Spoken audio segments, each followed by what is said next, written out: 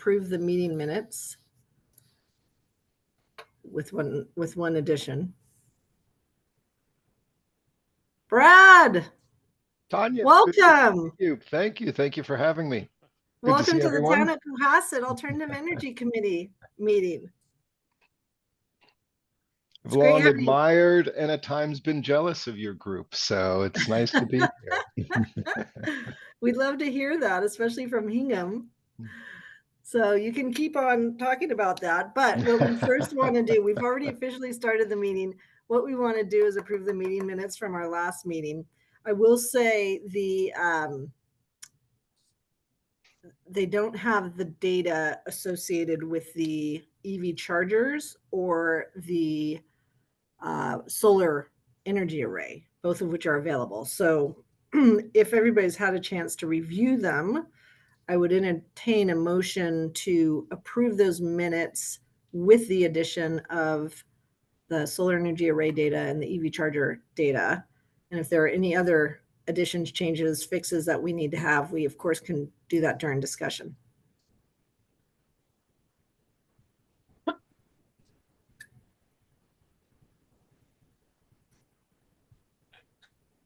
you looking for somebody to move the minutes, Tanya?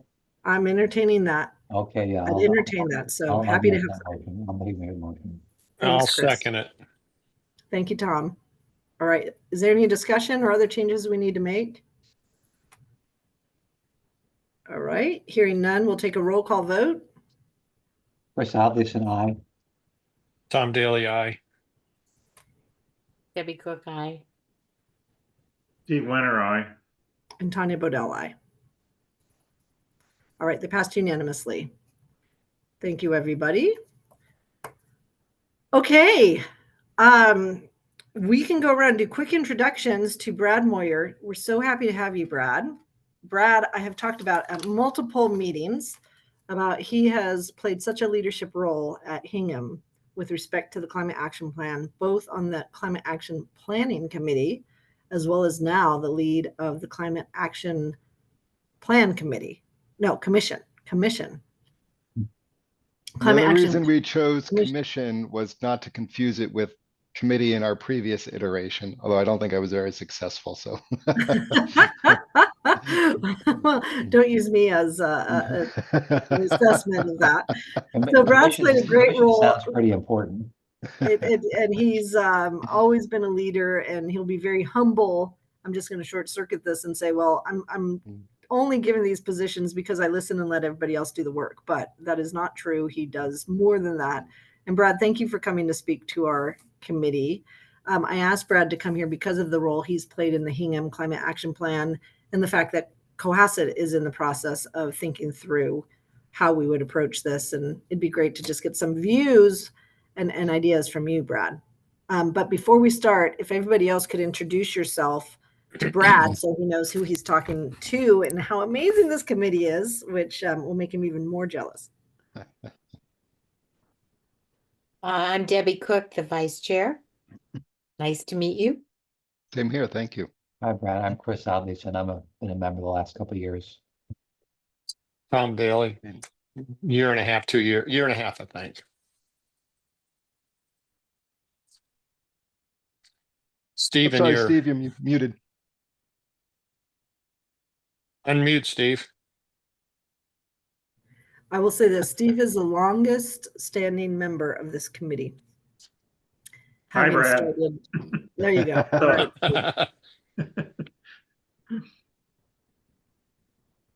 Longest standing member of this committee with the most institutional knowledge, and as passionate as everybody on this committee is, I would say he maybe ekes out everybody else with his passion.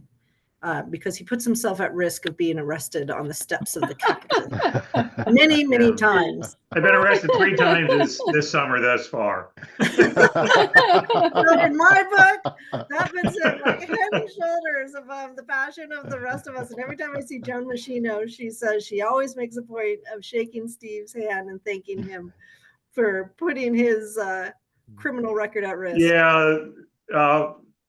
Joan used to tell me that she always had $50 in her pocket to bail us out of jail. Love I think it. we have to get you and Laura Burns and Hingham together. You can swap Yeah, arrest right. records.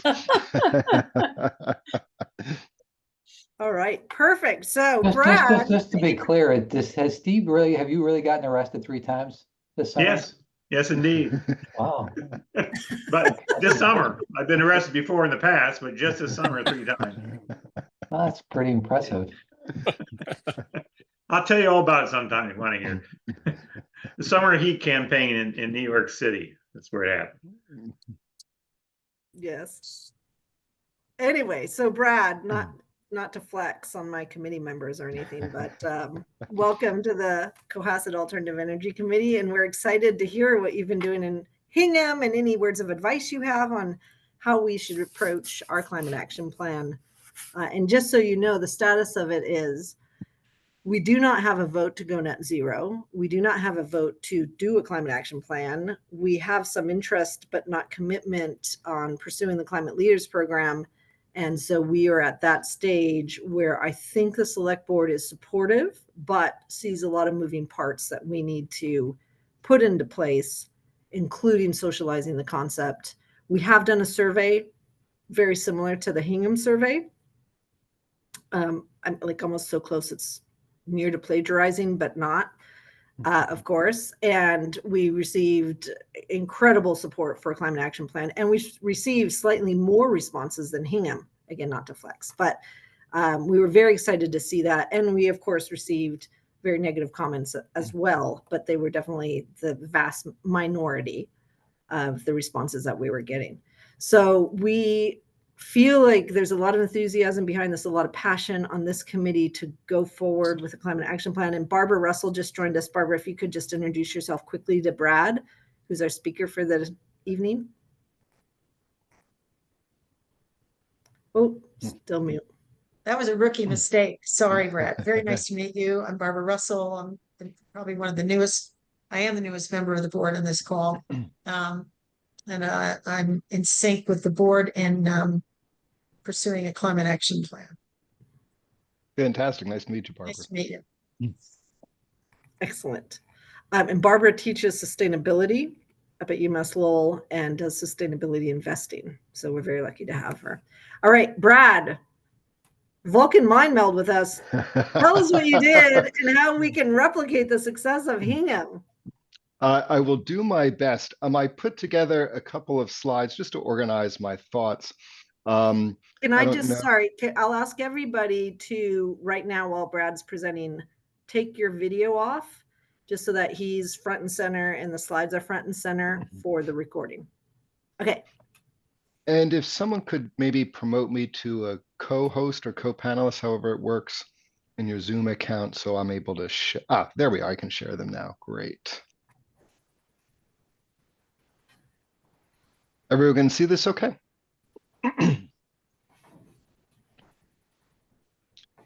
All right. So just brief background on myself. So again, thank you so much for having me, Tanya. Thanks for inviting me and the kind introduction. Tanya has been fantastic to work with. She was the guiding light on our putting the climate action plan together when she was consulting for us as part of Energous. So it's great to be with you again and to be able to, share what we've learned and our experiences. I've been involved in climate matters for Hingham, I guess since 2010. I joined Hingham's Climate Action Committee at that time. And our time on the Energy Action Committee was met with successes and some frustrations. I think our greatest successes, as you see at the top here, was when we pushed the town for a Green Communities designation in 2018. And we've received over 300,000 in competitive grants in that time, both with our designation and for LED lighting retrofits. But we wanted to take it a step further. And so conversation with a couple of informed and caring citizens, we decided to push the idea of a climate action plan before the town. And we formed a climate action task force, the goal of which was to make a recommendation for creating a climate action plan, taking that to town meeting, and and then driving that process forward. And I'm going to talk quite a bit about how we accomplished that and how we were successful in doing so. Other things we've been able to do is we had at one point a temporary sustainability coordinator, which we shared with Cohasset. So that was a great partnership there, funded in part through Joe Moschino's office. And as you see at the bottom, I'm happy to say that we have recently hired a full-time sustainability coordinator now, which is a permanent role at Hingham. And Patricia Burke is her name. She's been with us for a couple of months now, and it's been extremely beneficial having her on board. So we're very happy with that. We've made progress on installing EV charging stations. We're blessed with having the Hingham Municipal Lighting Plant, Muni Light Plant, that is very aggressive in a carbon-free purchase portfolio of its electricity. So we're making progress of that ahead of the state curve. Our police department is going hybrid, and they've expressed interest in electric vehicles. Even the school committee right now is looking at electric vehicles. We banned plastic water bottles, and other things here too, which kind of add to the progress that we're making. So it's really been a great couple of years in moving forward in our climate goals.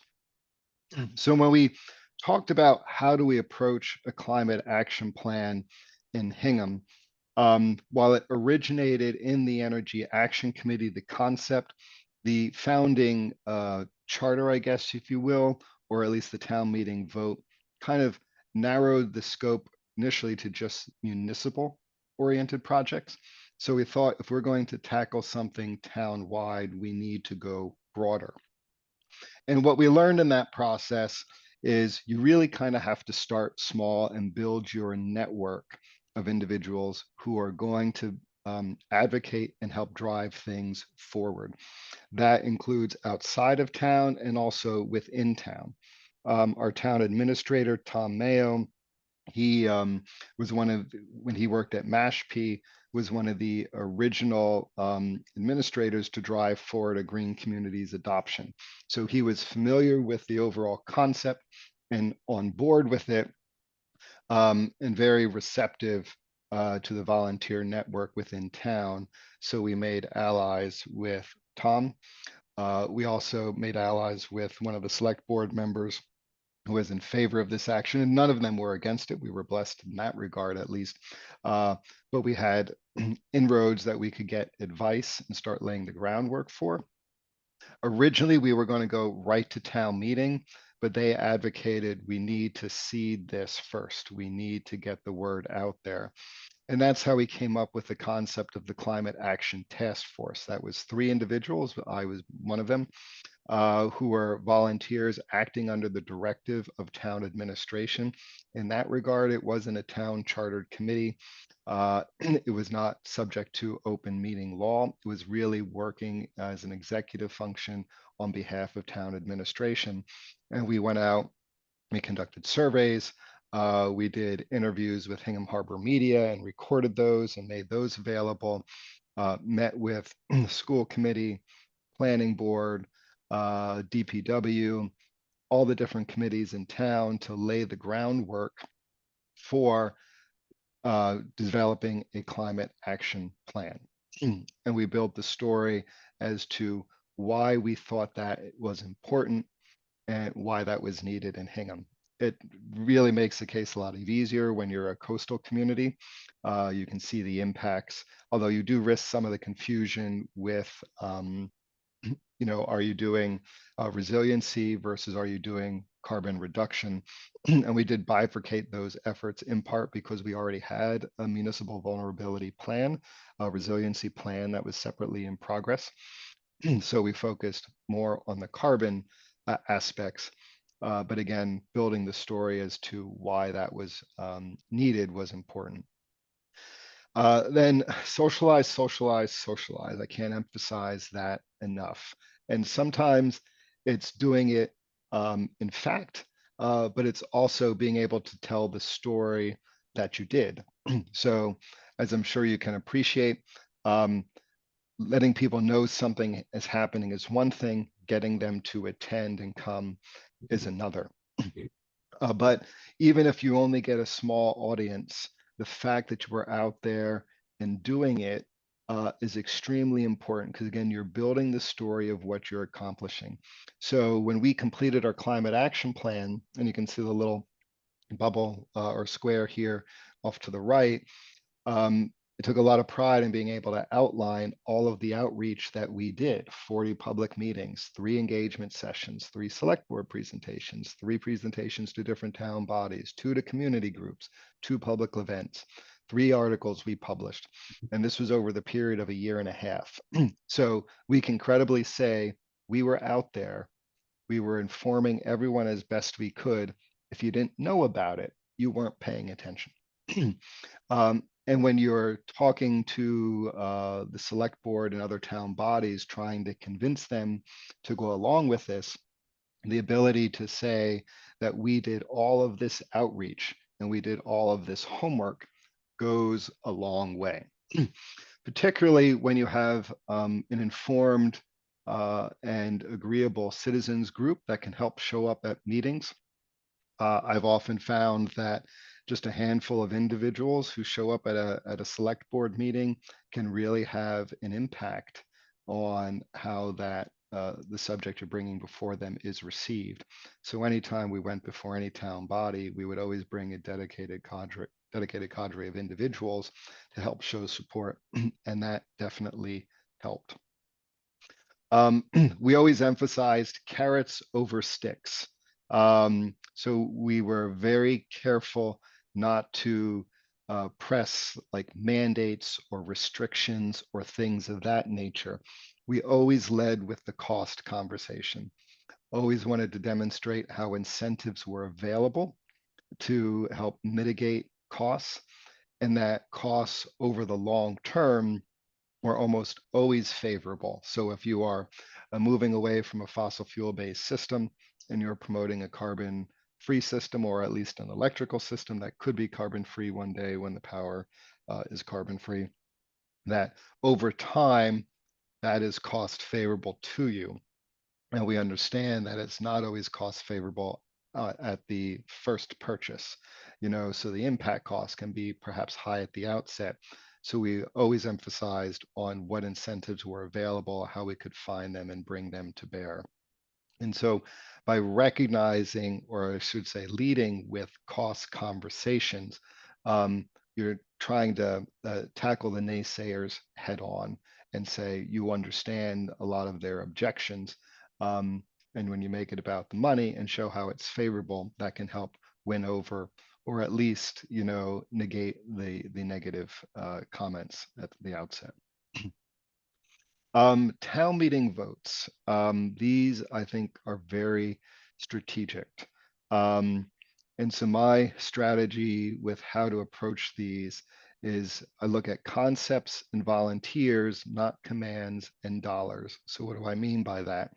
If you're going into with a town meeting vote and you're saying, well, you must do this and it's going to cost the town this, you're subject to a lot of scrutiny and you're at risk of losing the vote.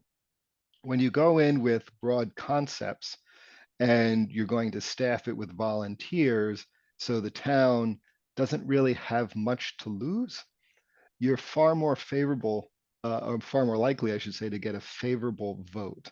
And what I like to do is to promote something that can get as close to unanimous a decision as possible. I have used multiple times in my time at Hingham when I'm talking subsequently with the administration, the select board, or any other municipal group to say, well, town meeting was in favor of this and it was a unanimous vote. That goes a long way. And so when we were structuring the town meeting vote for our climate action plan, all we were asking was that would the town create the climate action planning committee and charge it with producing a plan that could get to a net zero future by 2040 or another date that the committee deemed feasible during its investigation. It wasn't saying you're bound to the plan. It wasn't saying that a plan has to result. It wasn't saying 2040 is the drop dead date. It was basically saying, this is the goal, and we're going to have a group of dedicated volunteers working towards that. I think we had one no vote at town meeting, so I didn't quite get unanimity, but very close to it. And I use that like a cudgel whenever I was speaking to other groups. I'm like, the town wanted this. So it is our charge to go forth and create it. And to do that, we need this information from you. We need this buy-in from you. We need your support. This is what the town wanted. And that was very helpful in moving it forward. Bringing in experts to help, definitely critical. Tanya was extremely helpful as part of Energis. The entire Energis team was. Volunteers are just that. We don't know everything and we can't do everything. Many of us have day jobs, other lives and so forth. And it's a lot of work. It is a lot of work. So definitely bring in experts to help. We were fortunate that the municipal lighting plant was willing to fund $80,000 for a consultant. That money came from them selling SRECs that they no longer deemed, they were getting the value for. And there was a period of time where Hingham was using its SRECs purchases to kind of claim that it had 100% clean energy portfolio, but that never really sat well. They weren't exactly thrilled with that. And so they opted to sell the SRECs, use that money to fund certain climate initiatives, and one was helping us to fund the climate action plan consultants. And then we have to clearly define roles and responsibilities. So what will the town own and is expected to own as part of the effort? We recognize that at the end of the day, particularly if you're looking for grant opportunities or you're pursuing support from outside of the town, typically some type of agreement or contract is involved, and it's town administration that's going to have to sign and execute on that. So we really have to get the town on board, and they have to recognize that they have responsibilities under in the production of a climate plan, action plan, and then the plan itself. And again, going back to that town meeting vote and being able to say this was unanimous or close to it, the town really wants this, goes a long way in helping to secure that commitment. I would also say after the climate action plan was developed and it was approved, when we went to form the Climate Action Commission, which required a subsequent town meeting vote, we kind of laid out the roles and responsibilities as part of that warrant article. Again, because we're a volunteer body and in implementing a climate action plan is a lot of work. We wanted the citizens body to be an oversight body. So it was oversight and reporting out function, recognizing that the town had to execute in the recommendations of the plan. In the plan itself, we wanted to emphasize action. We want to have, and we do have, a ready list of action items under each of the contours that we developed. So we know what to do. We know what the low-hanging fruit is. We know what we can tackle in year 1, year 2, year 3. And then we know what some of the longer-term concerns are, and that those are going to take a little bit more effort and time to work towards. So there's no lack of things to do. There's no really sense of confusion as to what needs to be done. It's all laid out there in the plan. And then lastly, revisit and revise. We were always clear from day one that it is not possible to develop a detailed A to Z plan that will take us from 2023 to 2040 or beyond. We don't have crystal balls. We can't see what the town will look like 10 years from now, 15 years from now. We always said we have a reasonable guess at what the next 5 years could look like. So while we develop the plan to help us get to 2040, we're really going to execute it over the next 5 years and then revisit and revise. we will constantly have to refresh the plan. It is a living document. So that's a bit of the story with putting the plan together, and our strategy for doing so. And then when we look at, well, what are we planning to do? Two big things are what to measure, because if you're going to claim that you're net zero at a point in time, well, you need to know how much carbon you have. You need to know where you started, where it's coming from, so you know how to reduce and then eliminate it. So we had to look at where are all the emissions coming from. And in that pie chart you see on the left-hand side, you can see the biggest challenge and opportunity is the town buildings. So the nearly 70% of carbon produced in the town comes from principally heating our homes and heating other municipal buildings.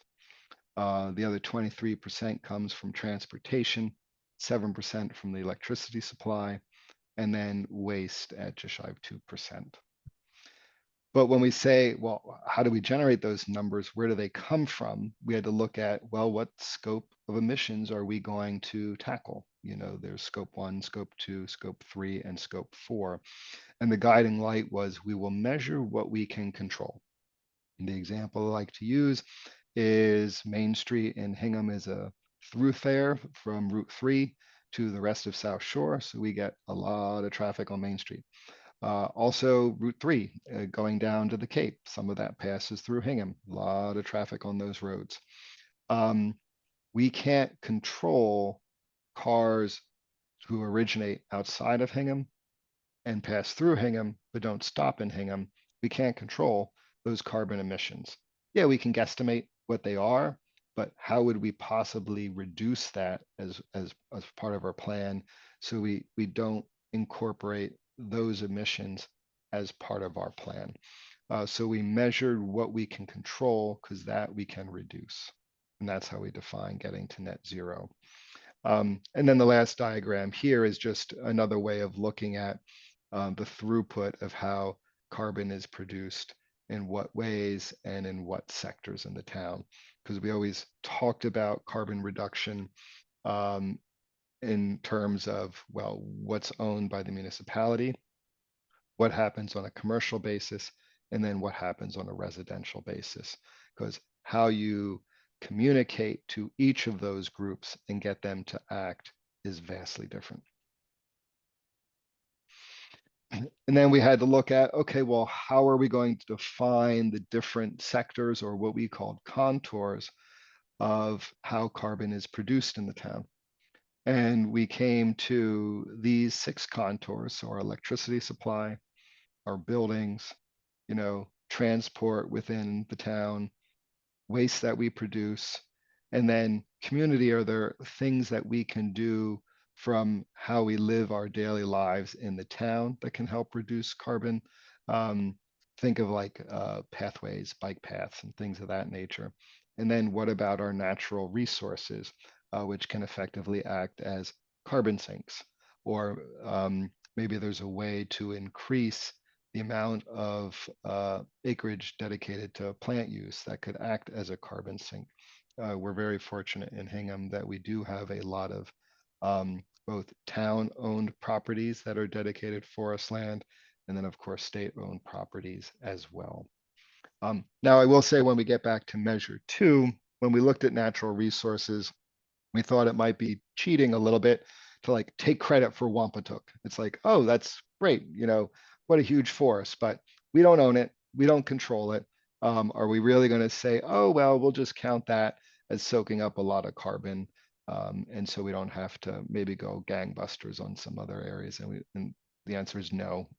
We don't do that. It's only like, what do we net add to the natural environment that could act as a carbon sink? And then we build our recommendations. So we try to make the plan accessible on multiple levels.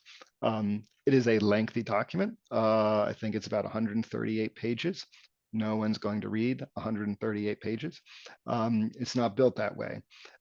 So there's an executive summary.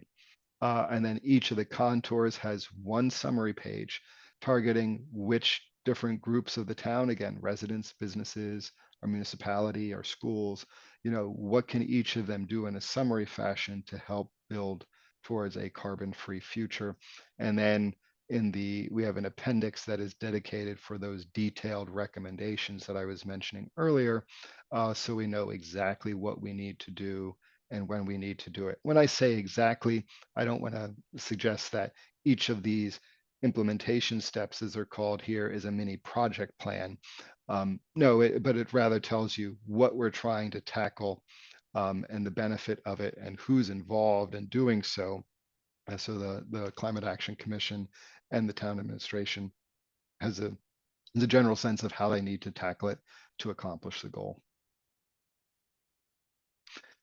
So what are we doing next? So the Climate Action Commission, which got started earlier this year, is executing on plan recommendations. We're very focused on buildings because that's our biggest challenge and our opportunity.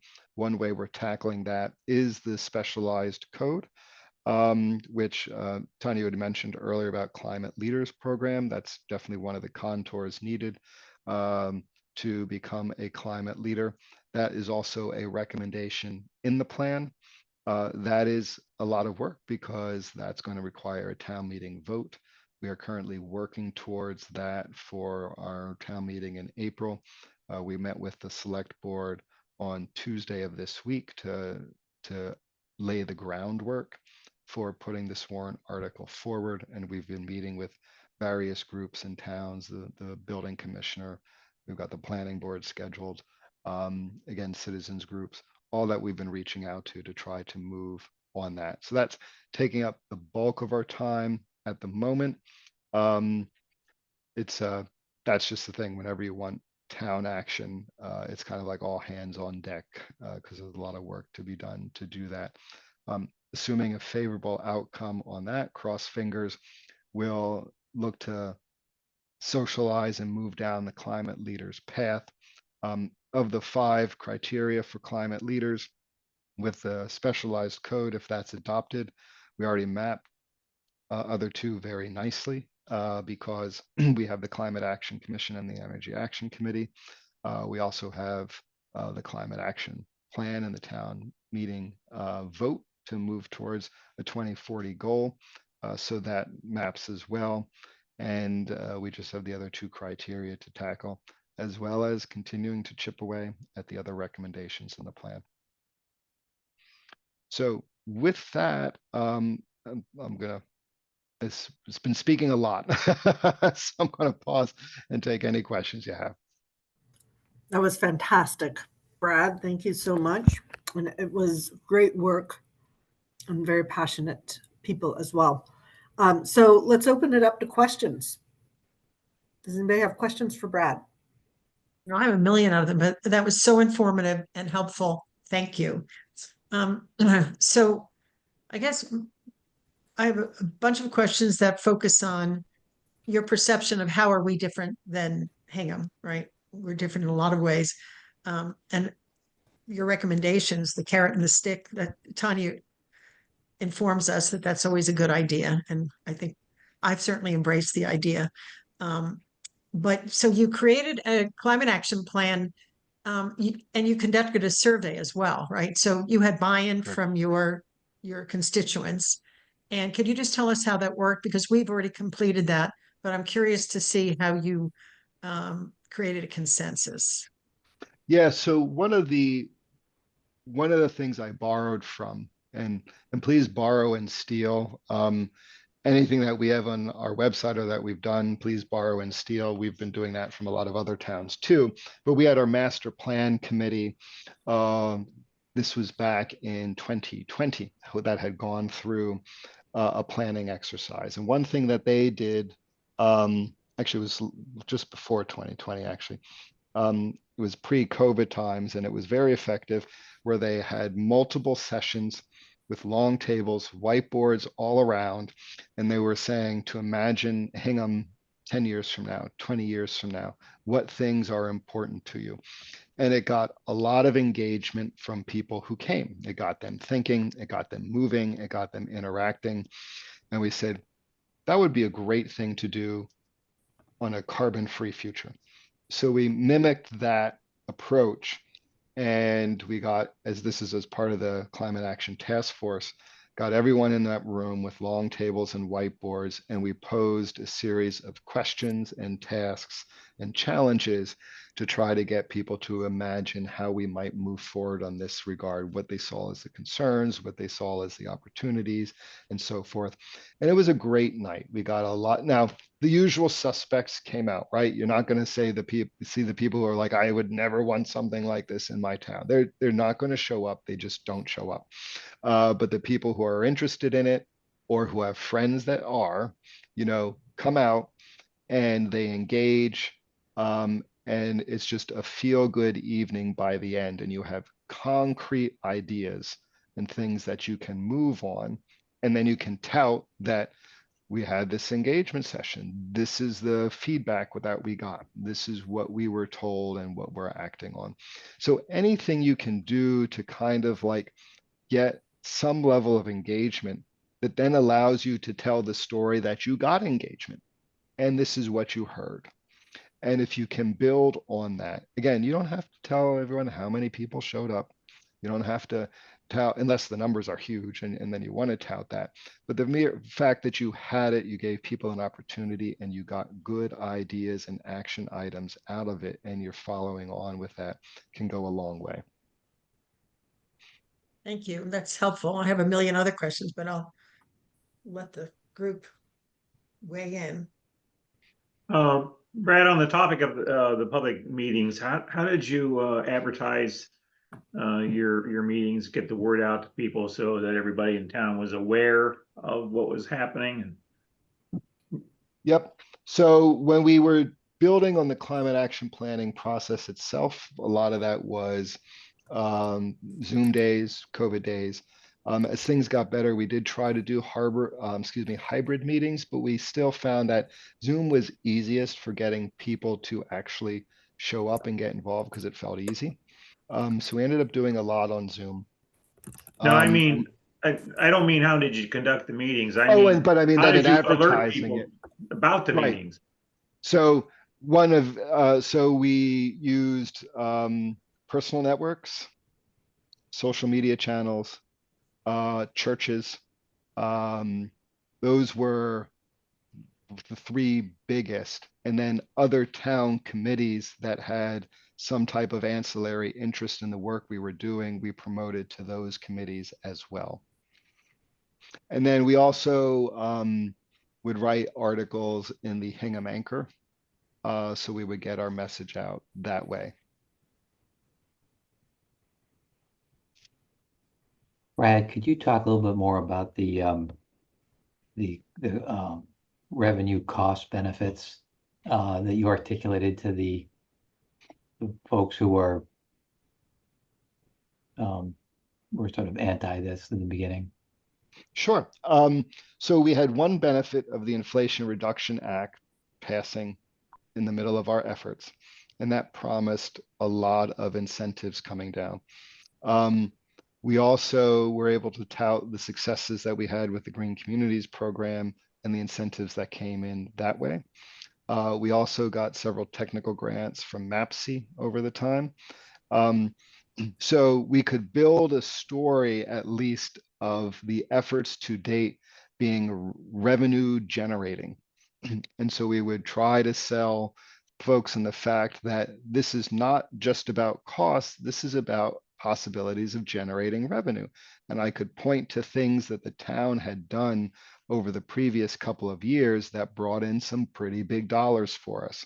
So that was step one, because someone might be impressed by that, but then think, yeah, but what does this mean for me? What does this mean for my house? And then we would have to do the usual, well, we're a Muni Light town, so is HMLP your sole provider, or are you also engaged with a national utility? you know, or an investor-owned utility. And if the latter, then we could easily point them to the incentives that that program's offered.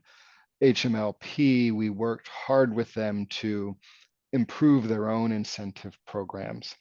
Part of the strategy with that was several involved members ran for positions on the light board and succeeded. So we had folks who were inclined to want to see HMLP continue and increase its ability to offer an incentives and a carbon-free future. I don't mean to suggest that HMLP was not cooperative. It always was. It's been a fantastic partner, and we've always been very fortunate in that. And so they upped their incentives to try to make it easier for homeowners.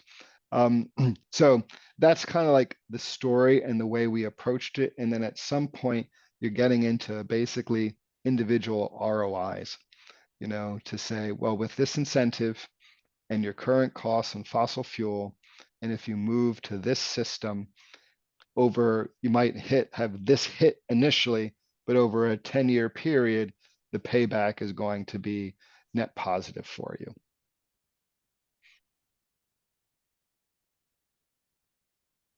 Did you find after that that things quieted down, that people were? You know what? We were. What were the remain? I guess what was then the residual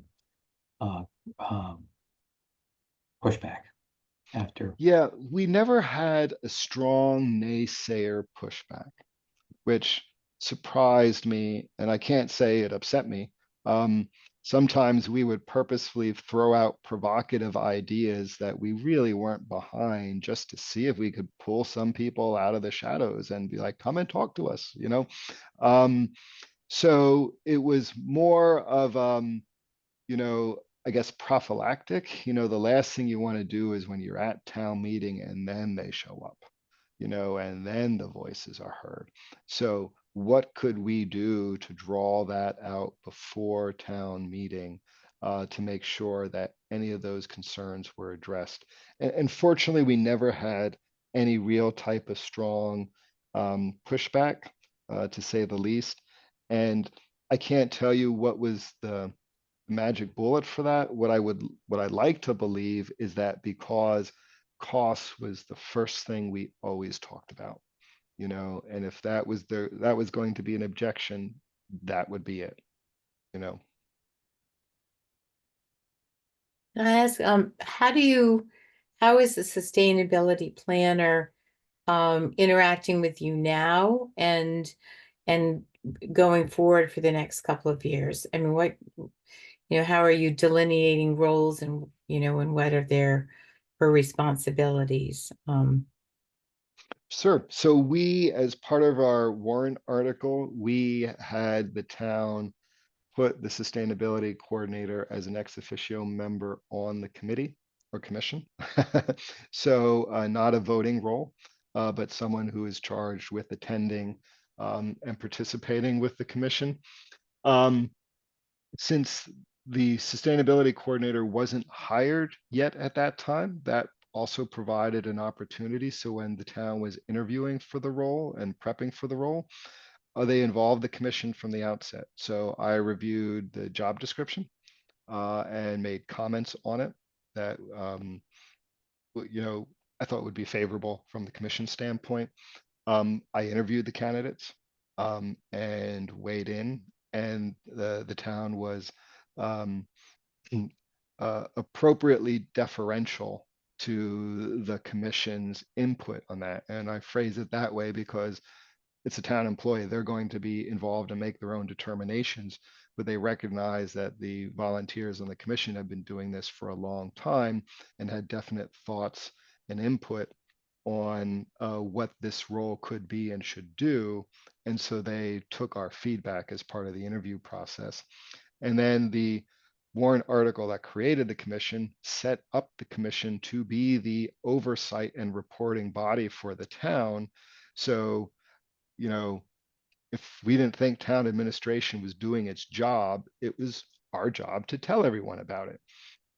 So the sustainability coordinator is that go-between from the commission and the town to help ensure that the town is executing on what it needs to and has a good story to tell. So it's been a very effective engagement so far. So can you direct her to do certain things? Or I'm trying to figure out how the relationship works. Absolutely. So we're very cautious about that. She's not the commission's employee.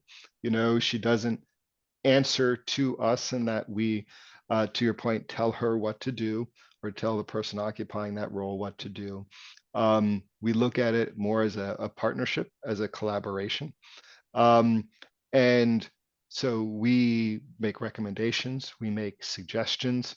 So far, it hasn't been, it's just been a very good working relationship. It's like, oh, we're doing this. It's like, geez, Patricia, could you please talk to, during the day, reach out to so-and-so in the DPW and get their view on this? And, oh, we kind of need this information, or we'd like to report out this. Patricia, do you think you can get that for us?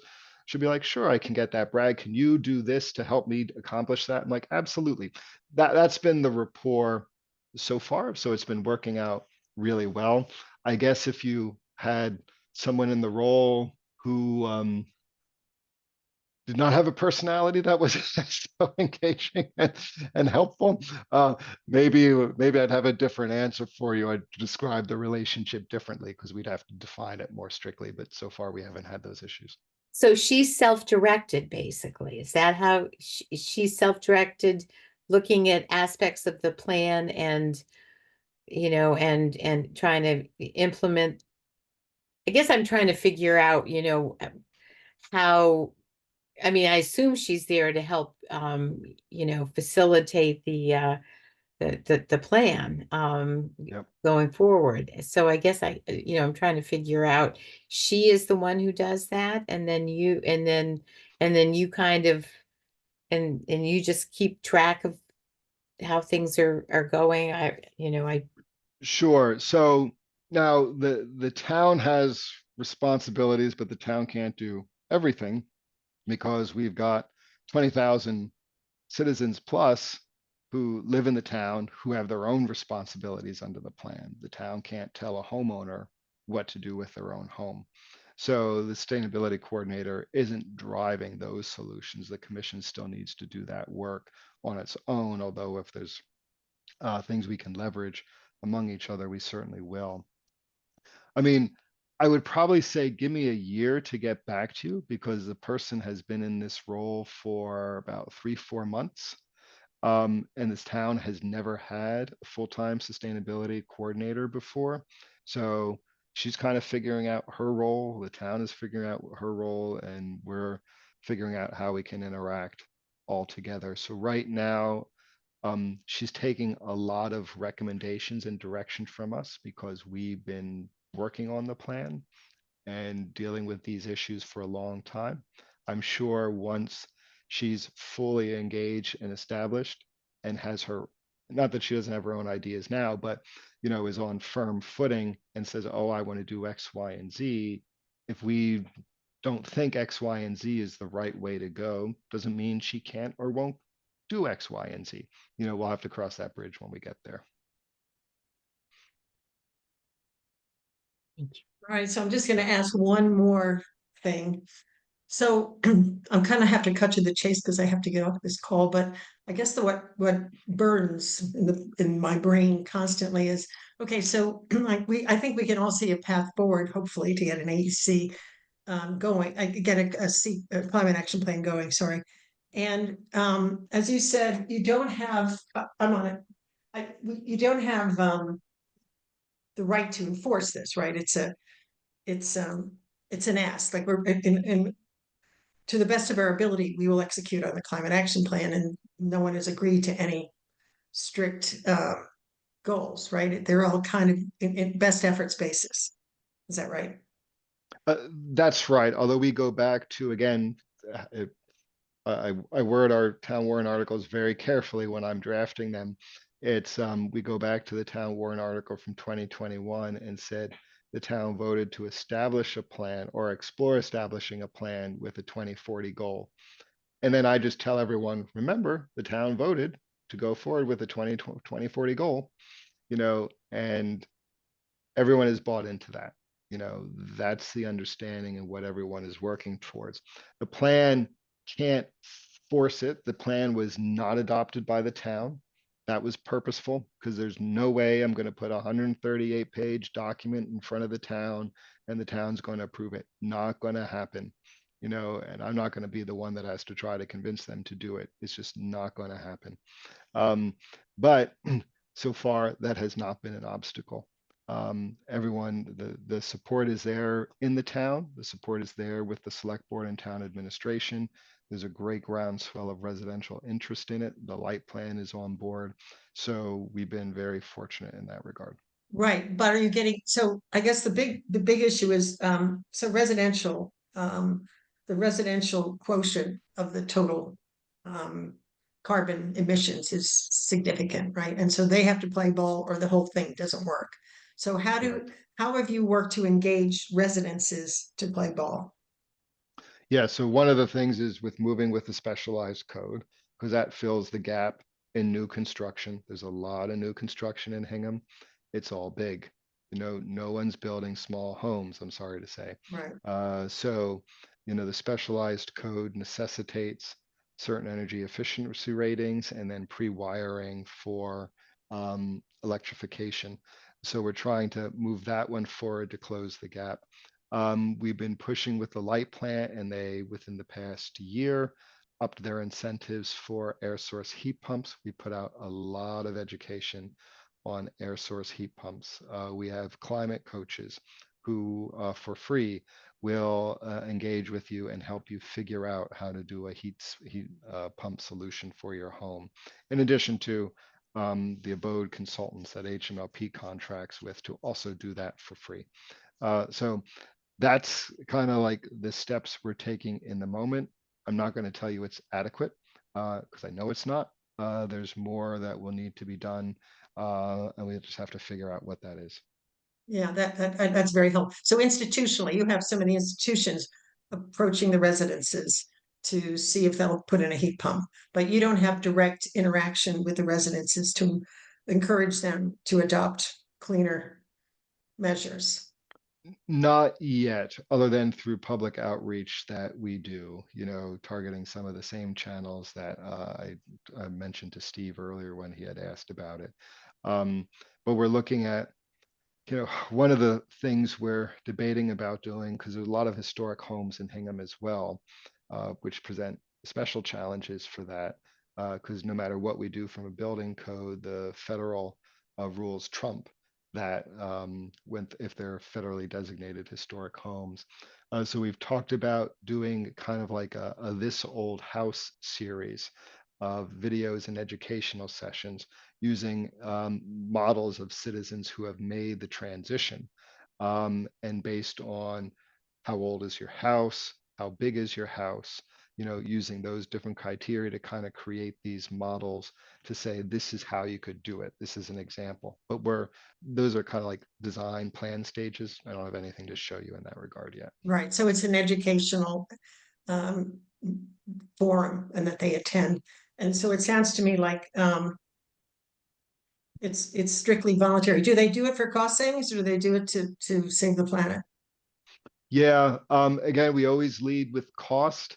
I would say most of the individuals who do it or have done it now are doing it more to save the planet. But like I did it recently myself. I converted to air source heat pump, and I was thinking about the approach, and it's like, okay, I had 2 central air conditioner units. One of them went, and I'm like, I know the other one's going to go. This is the time. And I try to build like a story of that, like how do you plan for when to do these things? And it's really getting, it's not saying, oh, I'm doing it because I want to save the planet. It's like, oh, okay, I understand I have end of life equipment issues, and why just pay for cooling when I can pay for heating too, same price almost, and get both heating at the same time. And look at this, I'm saving the planet, I'm saving money, I got all these nice incentives. So try to tell the story that way to get people who are like I like the idea of saving a planet. I also don't want to spend a lot of money. Can we Yeah. marry those two concepts together and have a win-win? So we're trying to target that. Thank you. Appreciate. Any last question for Brad? These have been great questions. All right, Brad, straight from the front lines, giving us this amazingly sage and wonderful advice. Thank you so much for coming to our committee and sharing your experience and your lessons learned. We appreciate it. And if everybody could give Brad an applause, either with your little things or your hands. Thank you, Brad. My pleasure. Thanks again for having me. Thank you. If I could say one closing thing, it's like we always look for opportunities, or I should say want to look for opportunities for regional collaboration. And whenever we talk about grants, I know that's always popular. So if there's any way that we could work together, I'm always looking forward to doing that and highly receptive. So let me know how I can help. That would be great. Brad, let me quickly ask you on that because it's top of mind and we're going to talk about it in a moment. Does Hingham have a bus depot? Do you have a place where you put all of your buses? We do. It's right across from the West Hingham commuter rail stop. Mm-hmm. So that's where all of our school buses park. Got it. Okay, good. All right. Thank you again so much. We appreciate it. Thank you. Thank you for We'll having be me. in Great touch. seeing you again, Tanya. Good You seeing everyone too. else. Take care. Thank Bye-bye. you. Thank you. Okay, so it's 8:30. Do we want to do just a quick debrief on that? Key takeaways that people feel they learned or light bulbs that went off in your head?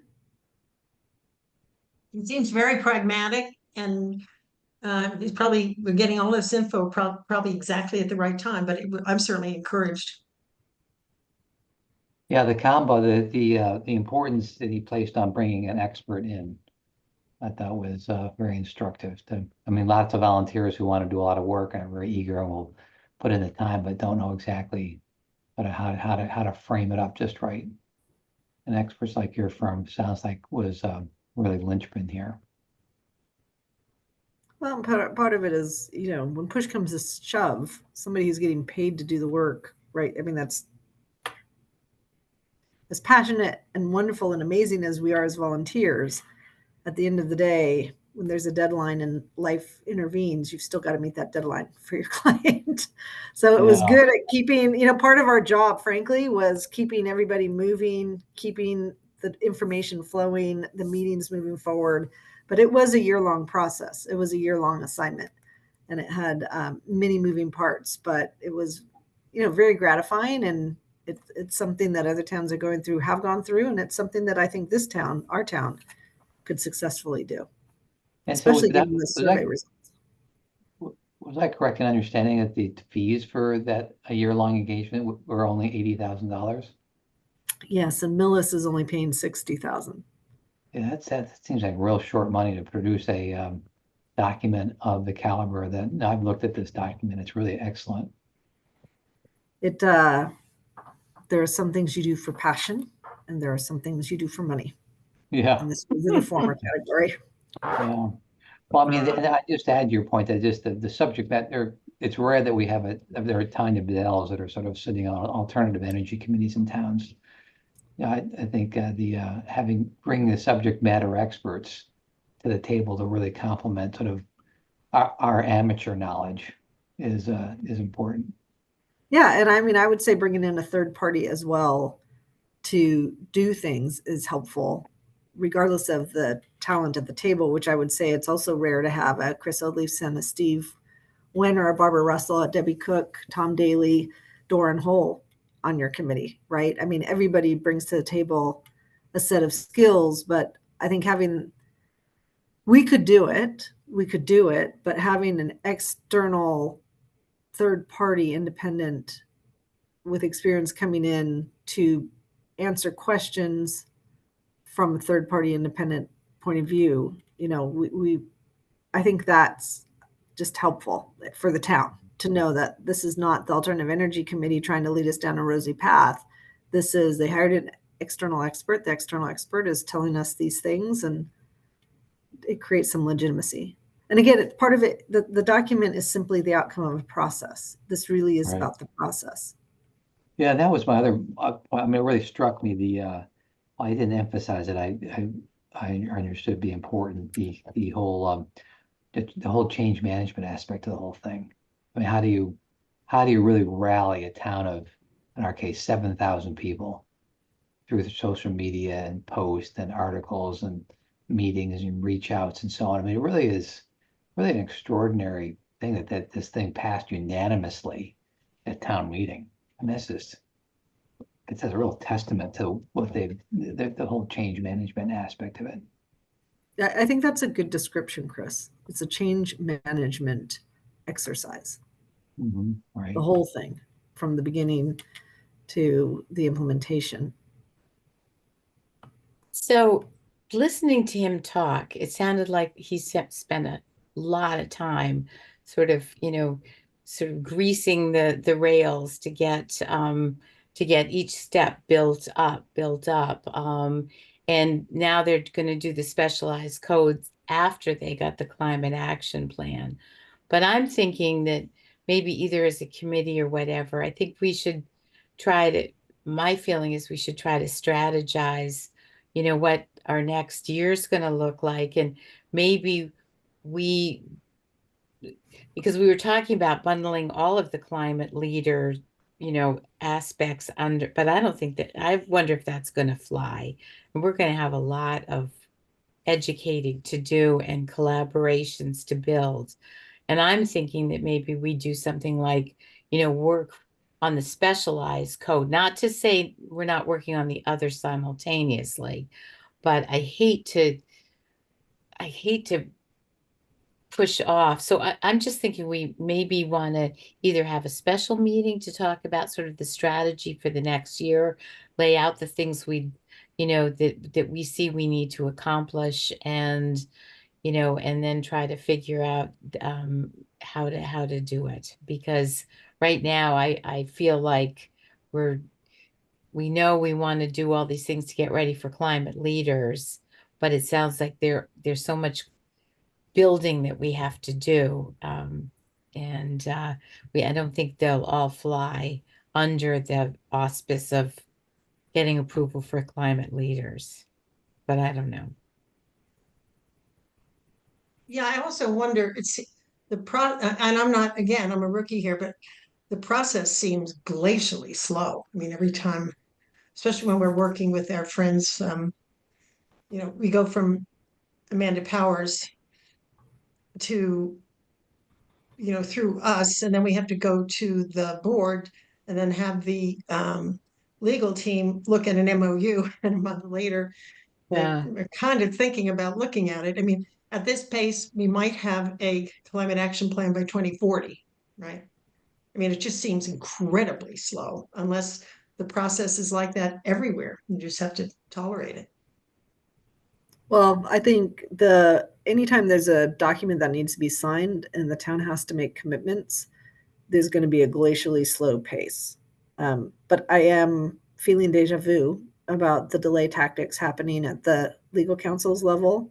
So Julia, you are still tasked with getting that MOU signed, because I don't think that the asymmetrical liability should be a problem, but I think it sounded like legal counsel just hasn't even reviewed it, or nobody's told them this is a priority. Yes. I found it interesting that Brad said that there was no way he was going to try to ask the town to formally adopt the plan. I'm not sure if he meant also that he wasn't going to ask the select board to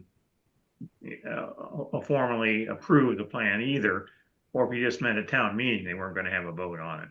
No, I think they had the select board approve the plan. I think they did not take They it. approved it, or did they just approve development of a plan, or did they actually take the 120-page document, whatever it was, and approve that specific? No, the town meeting approved pursuing a plan to achieve net zero by 2040. The plan itself, once it was developed, I think what Brad said was he was not going to take a 138-page plan to the town meeting for an adoption, nor did you need to, because they had already approved, develop a plan. So I think they took it to the select board when it was finished and said, here's our plan. Can you approve it as a document for the town to follow? Okay. Easier to So, get 6 votes than potentially a mixed vote at town meeting. so we don't need to convince 8,000 residents. We only need to convince No, members remember on the they got select at board. town meeting, they did get the approval to go net zero by 2040 and B, put together a plan to do that. Were we thinking we had to go to town meeting for that? I thought we only go to town meeting and get the approval to adopt the specialized code. But we need to go to town meeting to get them to adopt, give us the okay to develop a plan. To achieve net zero by a certain date. Yeah. Well, I Is think that that's really for us to necessary, or discuss. can we just ask the select board to, to give us that assignment? I think anytime you're dealing with a process, you minimize public discussion at your own risk. And I think this is for us to discuss and talk to with the select board if they want us to pursue the Climate Leaders Program, which includes a commitment to go net zero, which we don't have, which includes a climate action plan that we don't have, includes approval of specialized code, which we've recommended but hasn't been done at town meeting, and that does have to be done at town meeting. And we already have the Alternative Energy Committee, so we meet that requirement. So I think some of the requirements of the Climate Leaders Program require a town meeting and some don't. And there are some that you can move forward without the town meeting approval. But if you do, and it's, for example, a climate action plan for the whole town to buy into and follow, are you really being true to the objective? Yeah, I understand.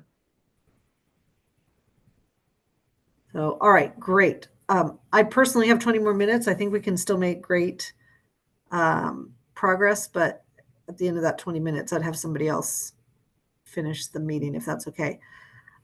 Thank you for all your great questions. And I was very appreciative and like to flex the amazingness of this committee. Level 3 chargers. Yes, I just talked to Tanya, to Brianna about that today, and it was quite encouraging. She actually sent me a spreadsheet with every transaction on all their level 3 charges over the last year, and I haven't had time to completely analyze it. But anyways, they brought in about $20,000 in revenue, and she said, from the use of level 3 chargers, and she said that more than covered their cost for operating the chargers, the software contract and whatever else called. So she said they were very happy. They weren't expecting to make a profit on it, but it turned out they actually did make a profit. How many do they have? That 20,000. I'm sorry? How many do they have? They have 3 level 3 chargers at 2 locations, 2 at one location and 1 at a second location. Steve, who is they? Can you remind me who? Hingham. Oh, Hingham. Hingham. Yeah. So let's see. They use what's the Flow? They use the Flow network. They said it was about. She said it was. I don't know whether she said it was a third cheaper or 1/3 the cost of ChargePoint. But they're supposedly interchangeable. And I did notice in her spreadsheet that a whole bunch of people have been using their ChargePoint accounts with the Flow charger. Although I tried it myself and was unsuccessful and had to sign up for a Flow account. But other people figured it out and it seemed to work for them. It seems like that works the same way as ChargePoint that we have. I'm not sure. Are we locked into ChargePoint with this level 3 charger? or do we have some freedom to choose a different network? I don't know. And do we, by the way, is that contract still available to us to get the level 3 charger, or is that It as may the not deadline be, passed? but no, they said the deadline was tomorrow. So the committee was supposed to address these. Does the committee have a and I'll also say, Steve, the price that Hingham Municipal Light Plant charges is much lower than. That's right. They charge 22 cents for the level 2s and 35 cents a kilowatt hour for the level 3s, which is a real bargain. You know, they're charging for the level 2s, they're charging less than we are, and I don't know how they do it, but anyways, and level 3 is a bargain too when you compare it to Tesla's rate, which is usually around 53 cents a kilowatt hour. So yeah, I mean, that's a real bargain there. If you have an electric vehicle, I'm telling you, go down to Station Street and charge it up there. So does the subcommittee on the level 3 chargers, you've done a lot of research. Is there more you want to share? Do you have a recommendation on how we should proceed? Did you examine the commitment letter, non-binding commitment letter? Is it non-binding or is it binding?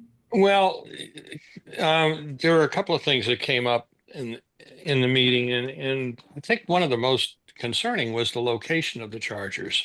I mean, Sandy Beach is a non-starter from an engineering standpoint because it's below the floodplain. Why would we put a charger down there that can only be used part-time in the year by people who have parking permits? And, you know, it seemed we really questioned that, and that took a lot of time. There was a lot of discussion. The other one was there was not enough known about third-party ownership and then us participating in that. And we thought that it would probably be better if we got more information on exactly how that would work. And Julia, I don't know if Julia put our notes out yet, but one of the paragraphs that Doran wrote and it kind of sums it up, is I would add that the current incentives are while the current incentives are attractive, it may be that due to site-specific issues, we should consider deferring until such time as we have the opportunity to explore alternative sites and be fully prepared for the next wave of incentives. And the other one was the concept of third-party ownership may be preferred, but we need more information on the details of such an agreement. And those are two comments that are in our notes that pretty much sum up where we are. This third party, Tom, is when somebody else owns and operates it, and we just give them the space. And we get a piece of the action, yes. Yeah, so we say, here's a location, you take up all the capital for upfront costs. And Right. And pay us a little lease or something. Yes. And then of course, then you get into the whole legal agreements with the town of Cohasset and, you know, the property for the chargers and that sort of thing. And I mean, there's a lot of stuff to cover on whichever way we decide to go with this. I think our biggest hangup was some of the locations. I mean, 3A is a place to put them, not down at Sandy Beach, not out on Government Island. By the way, I just sent a request to Tesla to put in a supercharger site along 3A in Cohasset today. Yeah, that's what I said. I said we'd be much better off with one at the new police station up here than we would down at Sandy Beach. You know? So how did the locations get established, Tom? It seems like well, that I haven't been able to determine. I don't know. That was before my time, and we never got to that point. Actually, I did notice that Tesla. We do have an answer to that, Julia. I had specifically asked, how did these sites get identified?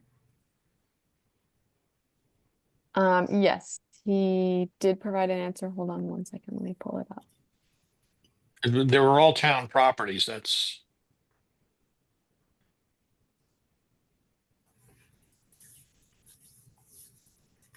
think it was town properties that did not already receive incentives for electricity chargers. that And were approved by National Grid National Grid being could drop a line in, yes. able to able to host a level 3 charger. Were those the only possible sites, the National Grid say on town property? My understanding is National Grid did not, and nor would they, pre-identify sites where you could have a charger, but that you come to them with locations and then they could say yes or no. So did we really explore all the possible sites with National Grid? No. Okay, so let's remember how these came about. A independent developer decided to identify sites, to put these sites in the queue, to go forward without any participation by the town, except maybe conversations, to go forward with the being in the queue for the National Grid incentives. Was working with Michelle Leary for a year on this. Michelle tried to get it passed at capital planning. They did not like the ongoing commitment, which would total $50,000. Mhm. We did not like the sites. We were never spoken to about this. That's right. And it sort of died. And then next thing we knew, they asked to speak with us to present because the deadline of those projects in the queue was coming up and they were going to lose their spot. So this was an initiative executed by a third party who's trying to take advantage of the incentives, can work faster than a town can work, obviously, but at the end of the day needs the town to buy in. Yeah, To be if able to it's a get- town site, If it's a town site. yeah, the Stop and Shop Plaza or Shaw's Plaza or whatever. I mean, there are a lot of private sites, I would imagine, that we, There are, but by doing it this way, they get the town to be responsible for the costs. I think they get compensated with the ongoing maintenance fees. And then possibly so some. so it's not a future. complete third-party thing. We're just leasing them space. We actually have to worry about operations. We have to pay for Well, it. yeah, Because right on now the it's third, not a third party. Go ahead. Sorry, Tom. yeah, the third party, they're responsible for it. And the original plan was that we would pay I think a fee of about $3,600 a year per station to maintain them. And then we got to have somebody to do that and to coordinate that. So, I mean, that's why the third party option looked more interesting to us. Could I, Yes. could I just, I wanted to bring up about the electric school bus because I think the discussion that you're having is kind of germane to the situation at the electric school bus. Tanya, have you been filled in on that? I went to that meeting. Yep, Were you why don't- filled in? Yeah, so I think that's next on our agenda. So it I don't sounds think so, but that's why I wanted to do it before you left, and I think it's okay. also about third party Right. and Well, why mess don't we we're talk in about now. that? So do you want to fill us in, Debbie, on what's happening with the electric school bus meter? Or Yeah, I charger? mean, it's kind of a sort of a similar situation, I think, with third party. NLX apparently is abandoning or literally closing their charger business. So I don't know why they didn't sell it or whatever, but they're literally closing it and very soon. I mean, it basically the software we have is going to be, dead in the water by January 2025. Basically, they said we are going to have to work with 3 different vendors on various things. The dashboard and reporting will be from one vendor. The repairs will be from another. The third one will be some other aspect. And, basically my concern being now Chris Senior was at the meeting and Ray was at the meeting and that was it from the town. And basically, literally, they're just closing shop. There were 2 people there, Emily and Holly, who said they'll be there for a little bit longer, but they work in a different department. But my concern is, we're one charger. We've got these chargers, this one charger, and are we, and no one could tell us whether we have to negotiate contracts. I mean, what if we need something quickly and we're this one charger, we don't have any relationship with these people. It's really, I think Christina was really taken aback at this. I mean, it was a real shock. So Was it's kind did- of that. Deb, when we went into this, did we assume, do we understand that this one charger was sort of turnkey for us, that they were gonna Yes, and they were going to back it up. they were gonna sort of take care of it, and what were we on the hook for in the original agreement? Nothing, right, Tanya? Nothing. Nothing. They So- were even going to move it if we moved the buses. They were saying, right? Didn't they say mean, we yeah, would they- even move it? And So you the good know? news is they're obviously in breach of their contract, which requires them to maintain the charger for us. And they're also probably in breach of the demonstration project agreement that they might have in place with Mass CEC. Fortunately, we have the direct lease arrangement at the subsidized prices with Anderson. And so we can keep the bus. The issue in my mind, but we need to have, hopefully Chris Senior is sending this on a high priority basis to council. My assessment, but would need to understand more, is at this point, if they're not here to do the demonstration project, we're not committed to whatever they agreed to as part of the demonstration project. We get the benefit of the subsidized lease. We just have to figure out how we're going to charge the bus. And the cleanest thing might be to just walk away from whatever their stupid meter is that they're not going to support anymore and get a different level 3 meter put in quickly with the help of National Grid. Explain to them what happened, see if we can skip the queue and say, here's a meter that no longer works, but we have the site, it's connected. Can we replace it with another meter that you have funding, you can provide us funding for? Who has funding behind, Tanya? National Grid has funding for level 3 chargers. Oh, okay, great. So they would take out the one that's there, and we put in a new one. I think we need to talk to National Grid with the Yeah. positive relationship that we have, having worked with them for the last 6 years in a very positive manner, and see if they can help be a solution to this issue. The bus can't run if we don't have a level 3. Well, that's not true. We have lots of level 2 chargers. The level 2 chargers are more than enough for all but one day of the year. The school did not like the thought that they'd have to potentially not use the electric bus one day a year when all of the schools had half days and the bus wasn't necessarily going to be able to complete the path. We do have information to see if this is a concern, which we did not have before. We had tabletop exercised how much charge they would need, how much would be used up, and maybe on that day they can do a shorter route or something. They are pretty strapped right now on buses. They're using all their buses and they're basically $40,000 over budget on the school transportation issue, in part because of the extra buses that they're leasing on a day-to-day basis, and on the fact that they're not collecting enough money from the students. So the schools are going to be frazzled by this because they have other transportation issues that they're dealing with. In my mind, it's a very simple problem we have to solve, which is we have the lease directly with Anderson. It's a lease that is for an amount that's been subsidized through the funding that's already come in. I believe Anderson has already received that money, so our lease would not be at risk. What is at risk is the fact that NLX is no longer supporting their charging stations. So the level 2 chargers work.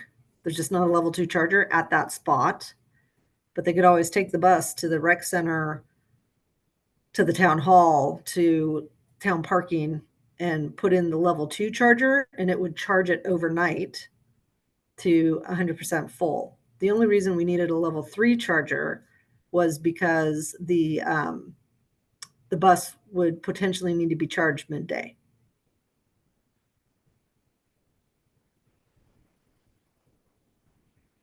But Debbie, that's my understanding. I know it is shocking.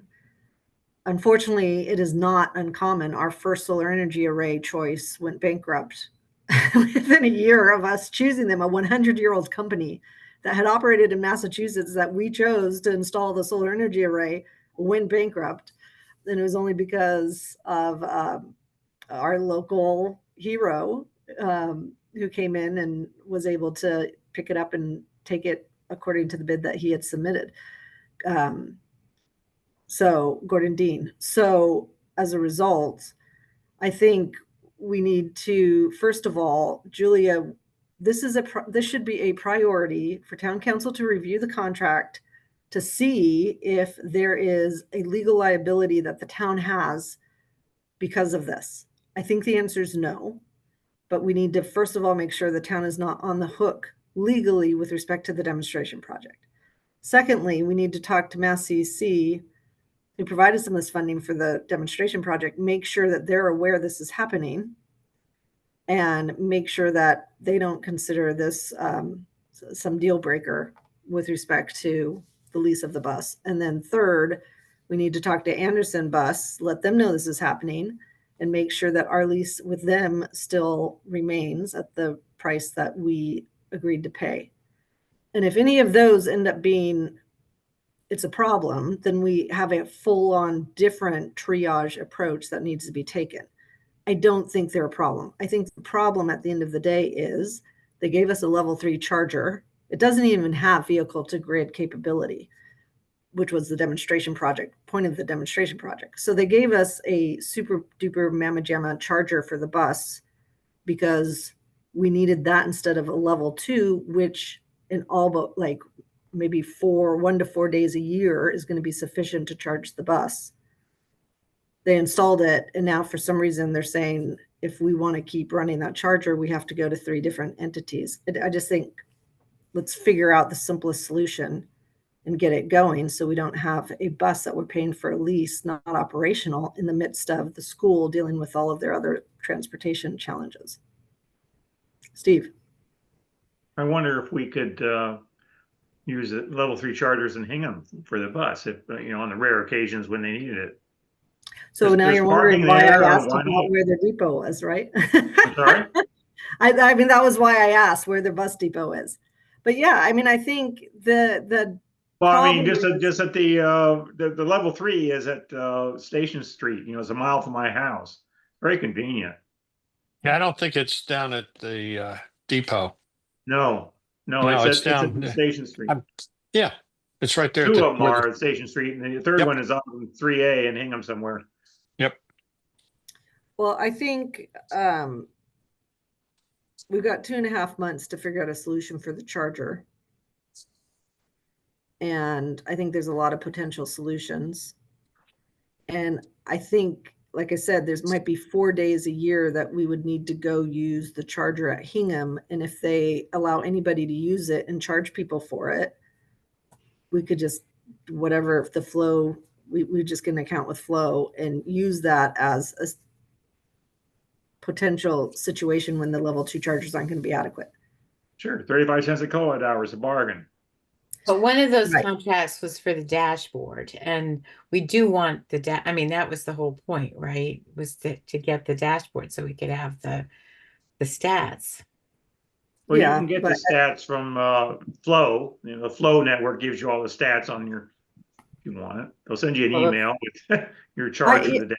We should also ask Anderson if they have data, because if Anderson, it's their bus, we're leasing it. So I would think that they're keeping track of how many miles are being run, how much charge there is, how many times things are charging. I've got to believe it's their asset. They have some type of system that they're using. And if the answer is that's fine, but we can't access it directly, even if they give us a monthly printout of the data, or a monthly, not a printout, but a monthly feed of the data, we would still get the benefit of that. So I think there's It a may- lot of It questions. may be stored on the bus. Mhm.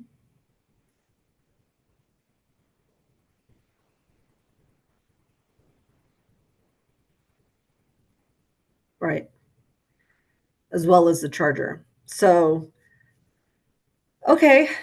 Well, I think how do people think we need to resolve this? I'm happy to take the lead and work with Julia. If somebody else would like to be a part of this, solutions team. I think we only maybe need 2 people to focus on it. I do think it's just a question of helping the town and the schools not freak out about an unfortunate situation that at the end of the day, I think is unfortunate, but solvable.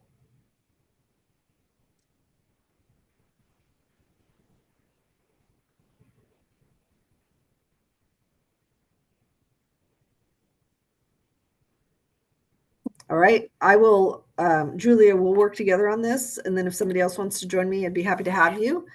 But again, I think part of it is just keeping everybody calm and truly figuring out what the exposure is. My expectation is the exposure is minimal. It's a question of having a charger that charges the bus, full stop. And Yeah, the that school will sounds- want the charger that charges the bus at the site that they want the bus to be charged. However, I did suggest to my husband, who is on the school committee, that perhaps schools should think about saving $40,000 a year and not paying for parking by moving all of the buses to the town hall parking lot, which is currently not being used for town business. Great idea. Because, and there is a level 2 charger there, I like which would that. be even better. So we could solve everybody's problems. And once again, I will put that $40,000 savings of bus parking in our tally. Yeah, there you go. Yep. And that charger is working? I thought that one was not working. I don't know. If it's not working, we'll figure out how to upgrade it and get it working. Yeah. Because it's already connected, right? Yeah, it's hard being on the beginning, sort of, the early learning curve of these things. Yeah, I mean, we can take it out, put something else in, and that's going to be cheaper than trying to put in $120,000 level 3 charger that has a whole queue and other things. But I do think National Grid could work with us on this. But again, I think it's just a lot of moving parts, and the real problem is only one thing. But there's going to be all sorts of noise around it because there's a lot of sensitivity right now on the transportation overruns that are happening. And this, is just going to go into the too hard to deal with pile, even though it's not too hard to deal with. So I will make sure it gets done with Julia and Chris Senior and Michelle Leary. Forward to it. Are you in, Julia? Are you in? I'm definitely in. Good. Let's do it. Batman theme is running through my head right now. Okay. I apologize. I have to catch my flight to Boston from Chicago and head off. But could somebody take the lead? Debbie, do you want to take the lead? Yeah, I'll take it. Thank you. Yeah. Thank you again, everybody, for all your great questions and your passion. I think on the level 3 chargers, the issue is the Innovis who spoke to us has a spot in the queue, which is valuable. It has a spot in the queue for 3 sites, which we don't think are valuable. And there's an additional cost to the town on an ongoing basis if we were to use it, which we thought could be addressed by a third party. So if there is one of those 3 sites that we think is worth trying to keep the place in the queue, then maybe it would be worthwhile to try to push the town to sign the agreement. But otherwise, it sounds like our committee's recommendation at this point would be it's not worth the money. It's not worth the push for those particular sites. We'd rather keep our gunpowder dry for the next. There's tons of funding that's going to keep coming over the That's next 8 right. years for these. That's basically it. Keep the Right. powder dry. Right. Keep the powder dry and use it when we have better chargers, better funding, Yeah. and can still get in the And queue. fully explore them owning it and us taking a piece of the action. Yeah, that sounds a lot simpler. Or having Yeah. someone like Tesla come and just work a deal and do it all commercially and leave us we won't have to deal. Well, I think this is, and That's it's it. similar to the golf cart. Huh? It's similar to the Yeah, golf that's cart right. recommendation. right, with the golf cart recommendation, which is, I went back and as I was reading the meeting minutes, they said, oh, there's tons of people who have these in the queue. They're stores, they're private businesses, they're, blah, blah, blah, blah. And so the thought is, okay, so why, unless the town needs it for their own purpose, i.e. a school bus, why is the town getting into the business of charging? Right. Exactly. I think it's a very volatile industry right now, and I think there's a lot of changes and shakeouts and all of that kind of stuff. And I just think it, as seen by NLX, I mean, they weren't making any money on the charger business, but they had like 40,000 chargers, and so they got a lot of people to deal with as they close their business down. Yeah, I mean, I would say unless one of those sites is a potential bus depot, then that would be a reason to move forward because it solves a couple of problems. But I don't think they are. You're back to town hall. Well, and again, we have a connection for a level 2 charger, regardless of whether or not it works right now. We can just simply take it out, replace it. Yep. And there's funding for that too. So I'll talk to my husband on the way to the airport. And I mean, that would be a good spot to have a level 3 no matter what. I mean, I feel like we could do the Innovis thing or whatever on that. And because, that is the center, and that's where we want the commercial usage and people going to the village and stuff. So I know I the mean, problem is we lose a spot in the queue, and they're trying to make that sound like a very important thing, which it may or may not be. I but think. why can't they substitute the town hall for the queue unless the power must be there? May not be. I don't know. It should. I mean, it can be brought in. There's a large space behind the library too in that parking lot that gets little use. Yeah, so the problem with the library, remember, it's getting 90% off the initial capital cost of the level 3 charger, and there's okay. limited money, and that would be not allowed because we already have chargers at that spot. Okay. All right. Well, listen, does the subcommittee want to have conversations with the third party that were identified by Innovis? Yeah, we put together a letter with some issues on it that it should be coming. I don't know if it's Julia, But have you finalized that yet? Are you talking about our discussion from the Yes. subcommittee meeting? From the other day. That has a lot of stuff in it that we put together the other day. And I don't know if everybody got it, did they? No, I'm sorry, I did not send it out to the committee, but I will do that as soon as possible in the morning tomorrow. That has a lot of where we are on it, and it's just you can get down in the weeds going through it. Yep. Did we talk to a third party? Did we get confirmation that they exist and that they're willing to do this?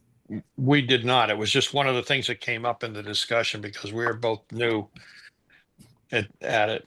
We were just trying to figure out what the third party agreement was. Mm-hmm. Well, I think we should. I think the third party approach sounds like it is what we would think would be right for chargers that are not being used by the town, and the town might be interested in leasing the land in exchange for some money as well as the convenience of having a level 3 charger in town. But it sounds like as far as the recommendation of the subcommittee, although I haven't heard an official recommendation, it sounds like you're not willing to make a recommendation that we should proceed with the existing sites under the existing arrangement and have the town sign the agreement today.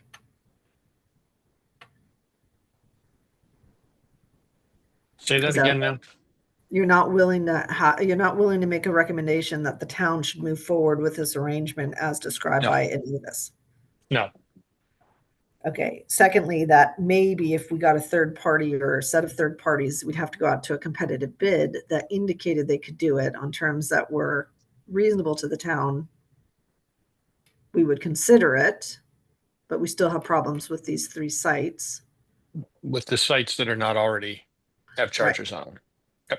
That are in the queue. Right. So I think it'd be great if the committee could give a definitive recommendation, because Innovis is going to want to know what we decided if they're not sitting in on this conversation Okay. already. Okay. Yep. All right. Sorry I have to run, but thank you, everybody. Bye. Bye.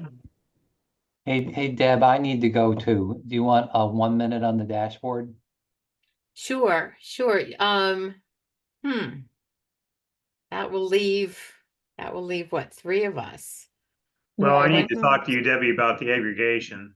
Well, exactly. I wanted to definitely get into that. That's why I was holding my gunpowder, because that's where I want to work next, on aggregation and some of the other things that we're working on. But so Chris, do you just want to send it Yeah. to What us? I usually, I send it to, I've already sent it to Martha. She can include it.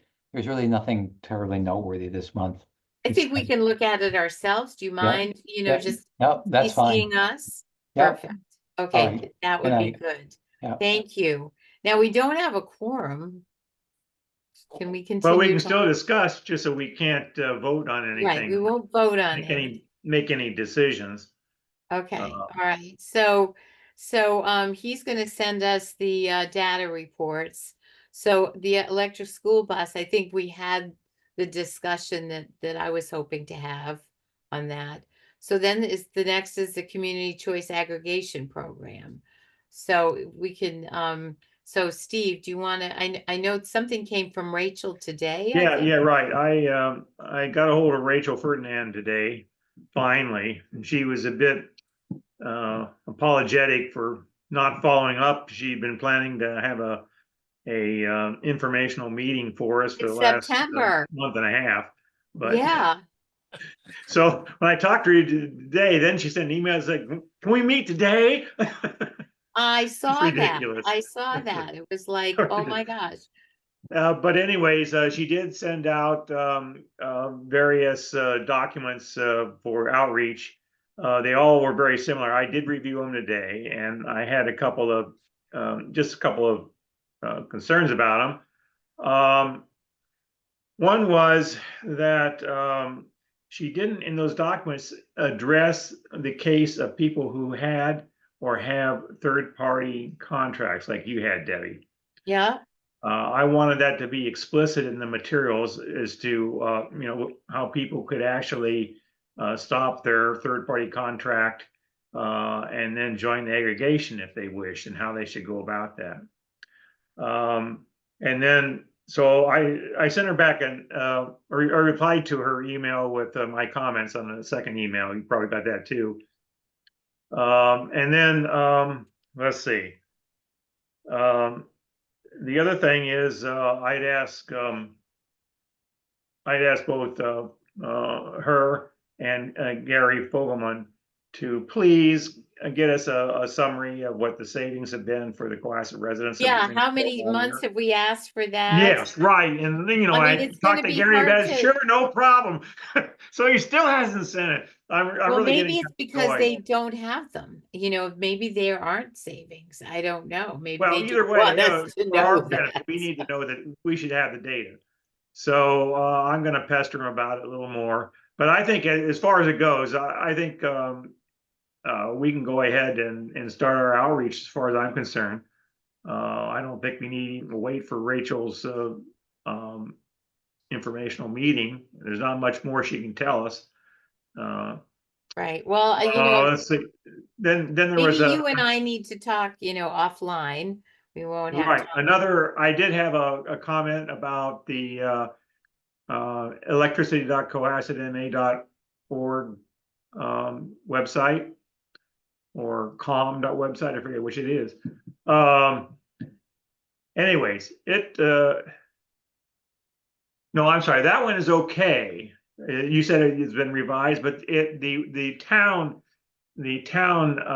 page on the aggregation needs work. It's easy enough to find, but when you click on it, it starts out right saying, "There's a meeting on this Wednesday. Be there." And they're talking about a year Wait and a a half minute. ago. I'll have to look at that, because what I saw Julia do, Julia, I don't know if you're still here, but I mean, I thought, you're talking about the back page. You're not talking, because on Well, our, let me explain. you go on the AEC Cohasset, cohassetna.org website, and at a list of things on the right-hand side at the bottom is the link to also the Cohasset town webpage for the aggregation, not the Good Energy one, but the town one. Now that one, it sends you right to that, and that one has not been updated visibly. I mean, it has information as if we were looking at that page a year and a half ago. Right, right. The back. And nowhere on there does it Yeah. say this is the click on to enroll in the program. I know. They have No, I was really, the electricity.cohasset.ma.com link, but it doesn't say that that's the link you should click on to enroll in the program. so Steve, do you So- want to, you know, what I did with Julie, I made a list of, because my big concern was, first of all, getting the AEC website straightened out. I didn't have time to do the back pages. I knew we would be revising them anyway because of the aggregation, but at least I wanted people to be able to go. There was not even a link from the AEC webpage. But you understand what I'm saying, Debbie? Yes, I I'm do. saying I that the do. link on Those the back town website pages- does not send you to the Good Energy webpage where you can enroll. It sends you to the town's webpage on the aggregation. And from there, you have to find the right link, and it doesn't tell you what the link is to go to the Good Energy page where they can actually enroll. It's a two-step process. You go from So what I suggest is that, that you know, I think the best thing is for us to both look at it, look at the different things and make a punch list. Just, you want to know, get together and do that, we could get together and do that, absolutely. or do we have to? I mean, it'll be obvious to you too if you do it. Yep, Okay. I'll do it, and we can do it separately, and we can, you know, write our own lists and then put it And together. by the way, there has to be a regular way to update that page. It shouldn't be a year and a half as a dead document, especially when the first sentence on the page says, there's a meeting on Wednesday. I know. I A didn't year and a really half look ago. at- It was in I didn't February get on into those Wednesday back in pages. Yeah, 2023. So yeah, yeah. yeah. Okay, so that was, so we're, yeah, so I didn't get into that particular web back page. So let's, so I think that's if you got a chance to, you know, to write down how you think it should flow, what needs to be corrected, because that's, you know, Julie Well, was, actually, I don't Julie, even you think were you great need, getting things changed, but I don't even think we need to have the Cohasset town webpage for the aggregation. It can just go straight, as far as I'm concerned, the link goes No. straight to the Good Energy one. But I if we just, do, it should be obvious. Maybe there should be two links that say, all right, here's the link to the town page, and here's the link to our energy suppliers page. You know, and click on well, the all energy I'm supplier saying one is if you want to there's enroll. nothing on the with, okay, we'll think about it. You look at it if you go on the Cohasset, you know, and there's nothing, was nothing on Cohasset, you know, our town web page. You had to know their link in order to go to it. There was nothing. If I was a citizen and I wanted to find out about the aggregation program, which by the way, I've been calling it now the community electricity program, which is how they've been referring it to it. And Right. I think that's a much better term. Right. And so anyway, that was the thing that I started with and said, you know, because I couldn't remember the web page, the specific web page for Good Energy. I had to go searching. There was nothing on the town. Most people, I think, are going to want to find the town program through the town's web page. And That's because what I'm nothing- saying. Yeah. But it's still like that. The link to the Good Energy page is there. It's just that it's not labeled as the link to the place you go to sign to enroll in the aggregation into the electricity program. I shouldn't Why say. don't you write I'll not down- say aggregation again. Yeah. Yeah, the community electricity program. Right. I think, yeah, so I think we'll have to get in the habit of that because I think that's how they're referring to it too. Yeah. Is that what they said? I didn't read the materials. I had a terrible day today. so I didn't read the materials they sent over, but is that what they're calling it in their materials they sent over? I don't remember. Okay, But my main thing, my main point was, what about those third-party people, third-party supplier people, and how do we find your website? right, yeah. Yeah, I'm on the website now and I can't even find the link to the provider. You want to do a screen share and I'll show you what you have to No, do? because I'm on a different computer. I mean, I can share my screen and show you what it's all about. I You mean, wanna do it? I'm just seeing the old documents here.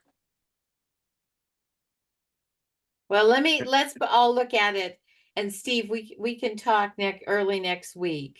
And 5 minutes. I can I show you what I found it. mean in 5 minutes. I think I found it. Okay. Well, no, I found your Debbie, do picture I on have the your permission video. to share? yeah, Okay. All right, so let me get up my browser here. Don't wipe yourself out. Okay, I I gotta did move that. things out of the way. So this is the Cohasset, our town website. Wait, let me go to the top. See, that's the Cohasset main website, Yep. right? Go down Yeah. there, look on the right-hand side. Cohasset Community Electricity. Right. Got it? Now you click Yeah. on that and that sends you to this. Correct. Cohasset Community Electricity Plan. The third of 3 public meetings that would be is happening this Wednesday, all in caps. February 8th, 2023. Oh, come on, guys. you know what? I never scrolled down that far on the On home. that font, it's right at the very top. No, That's the I'm very top. saying, Steve, wait a minute. I'm saying I never scrolled down on the town homepage to even see that line. What I was talking about, and That Julie line, and I were this. working on, right. I never and saw, I never don't- scrolled down that far.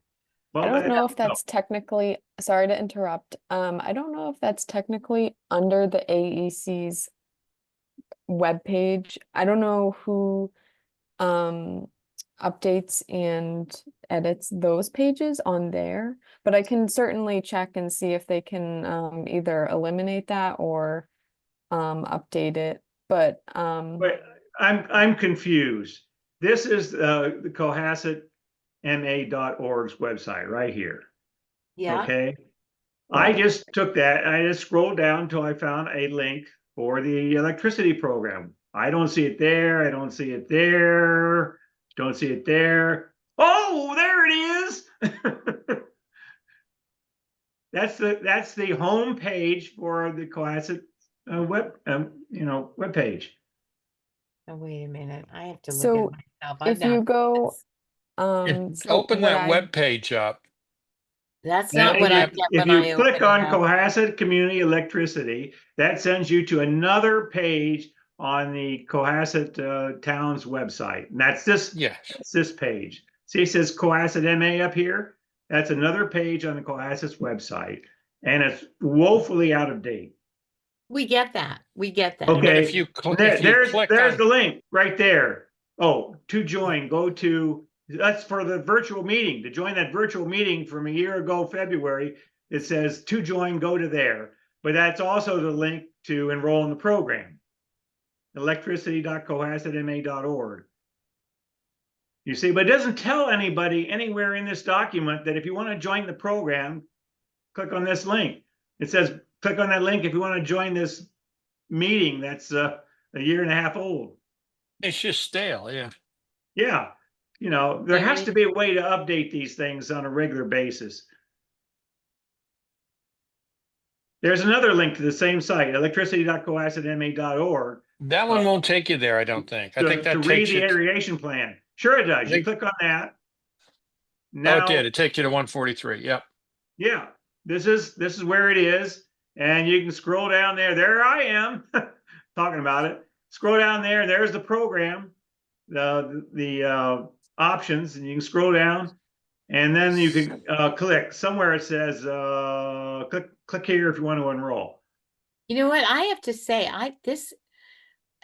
Julia, have they redone this whole page? Because this looks new to me with the pictures of the select board and the So Cohasset spotlight, and I don't remember seeing the calendar or when when yeah, I so did this is not the AEC webpage directly. So this is the No, no, this I has know nothing that. to do with I'm the looking at AEC the main. webpage. This is Good Energy's webpage. Wait a minute, wait a minute, wait a minute. Yeah. Everybody's talking at once. Can I just say, I am looking at the official town web, the official Cohasset town webpage, the one that Steve said, if the bar is on the right, if you scroll down, it says Cohasset Community Electricity. The last time I was on this page, it looked very different. Yes. I think somebody's changed that. Those bars were never there before. And down at the bottom, the Cohasset Spotlight, Newsflash, and the Select Board, it all looks very different to me. So those bars might be a new thing, and somebody just might. Has anyone remembered ever seeing those before? And the map, I mean the calendar. No, I never did. This is not the homepage. This is that new, I remember. think. Okay, Yeah, I all think right. you're correct. So I guess that's the whole thing. Those bars that are on the right side where it says Cohasset Community Electricity, you're totally right. That goes to a very old That goes to this. yes. Yes. So that needs to be absolutely totally redone. And Or are you saying that there's actually another page on the aggregation? yes, so By the if way, it says aggregation here, so. I know, but now if you go back up to the top, and let's say you go to the alternative energy, because that's the one that I was working on. Because You there was mean go back to the homepage for the town. There it go is. back to the home page for the And then go to town, the top, go to the top, open the government page to boards and government, and go committee. to Alternative Energy Committee. Okay, that's what Julie and I were working on. And so when you go down there, Cohasset Community Electricity Program, click here to learn more. This is an updated one. Oh, wait, Okay, I'm looking for the, electricity program. Here we go. Click here to learn more. right. So now you've got Cohasset Community Electricity Informational Website. That will take us to the one that, that was set up, that has all that data. So that's the one that Julie and I worked on. That's the last one I got. Okay, so, Okay, so we can take a lot of this and Julia, if we could just change the link to one of these pages or to the by the way, nobody is going to go in, on the Cohasset homepage and go down and click on Alternative Energy Committee, and then nobody is going to do that, Debbie. well, but Steve, there wasn't those boxes weren't there before. I swear to God. Okay. They didn't have them there. Now that we have a spot on the homepage, that's where we should be linking to the updated pages that Julie Right. and I worked on. Right, Yes, exactly. that's correct. Okay, so I think we've got that. That makes sense. Do you understand? Are you there, Julia? Yes, yeah, and I'll check with Kevin, who works in communications to see if we can get that link changed, because I haven't seen that page, so that is new to me. So I'll It is. look into So that. I'm not losing my mind. Those were not there before. And so if They- you went on the Oh, I I'm know that, sorry. yeah, with the calendar and those bars, which I think are fantastic. Yeah, But the link on the main homepage for the town should take you right to here. yep. That should Yeah, be that's where the link goes. The link is just going to the wrong place now. Yeah, I That's- think that page should be an easy fix. Yeah, yep. And we've got the appropriate pages already up there. It's just to redirect the link is it. That's all. Perfect. I think we got that resolved. Yeah. We accomplished something today. Okay. Yeah, well, I'm thrilled to see that because, what precipitated this, Tom, is that I'm a third party person that I got priced out with my third party supplier. So I decided I was going to join, the community electricity. And I couldn't find anywhere how to do it. I mean, I looked and there was nothing on the homepage for the town. There was nothing on the AEC page. It was like, and I couldn't remember the website, the specific website. I found it later. And then I said to Julia, we got to get this up with the, Cohasset Mass or whatever it is. So anyway, okay, so that's good. If there's other things, I think if we go in there and really, look through, and it's definitely going to need to be updated. And now with the new materials have all got to be put on. So I probably should work with Kevin. You or I, Steve, should work with Kevin to get the new info up on there. Yeah. Well, when you have a chance, take a look at the materials that Rachel sent out. Yeah, I opened it up, but I didn't have it. I had a very, very long day today. Oh, Yeah, but Yeah. I'll do that tomorrow. how's your daughter doing down there in North Carolina? Oh, it's just the beginning of all the things going on, but she's hanging in there. She's hanging in there. It's hard.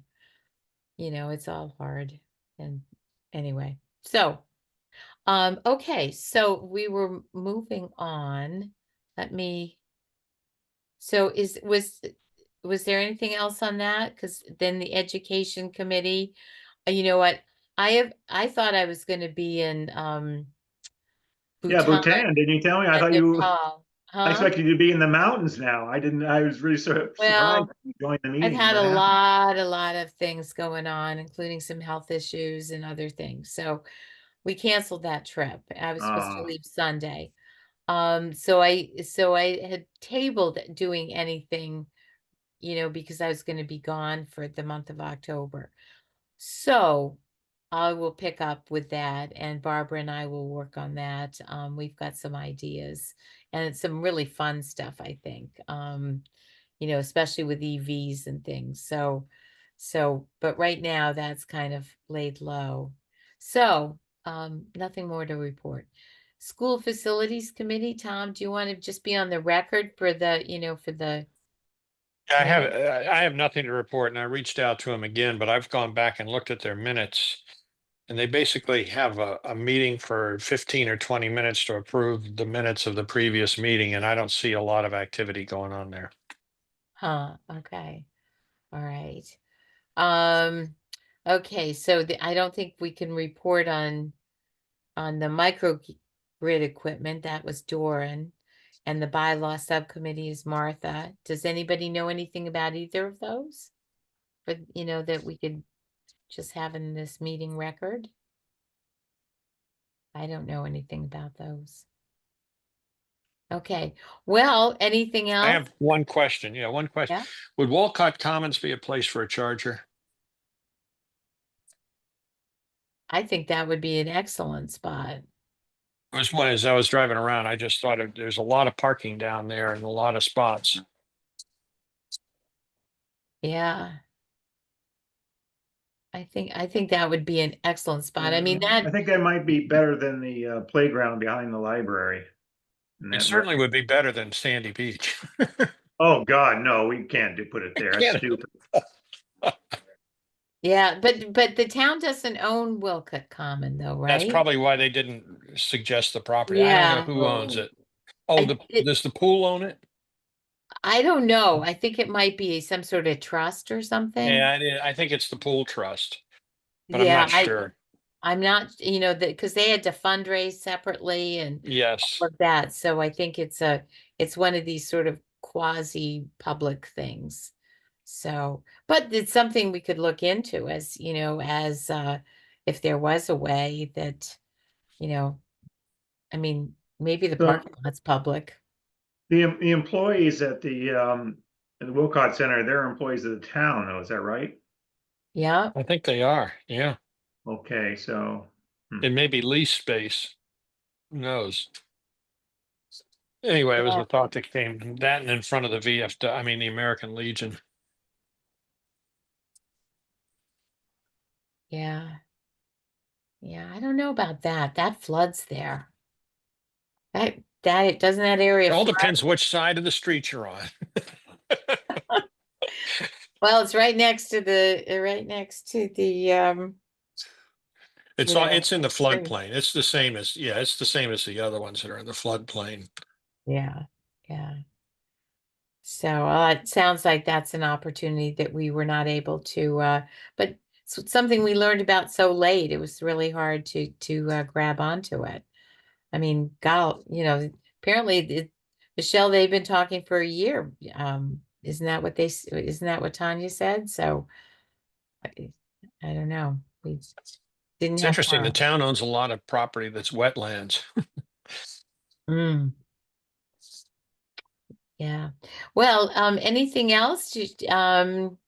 Shall we, anybody want to adjourn? I move that we adjourn. Second. Okay. All right. It's not And I don't think debatable, we so we have- just not vote. debatable, so we just say, your name. Hasta vista. Bye. Have a good evening, everybody. Good Thank night. you. Good Thank you. Have a night. Thanks, good night. Julia. Thanks, Julia. Thank you all. Have a good night. Good night.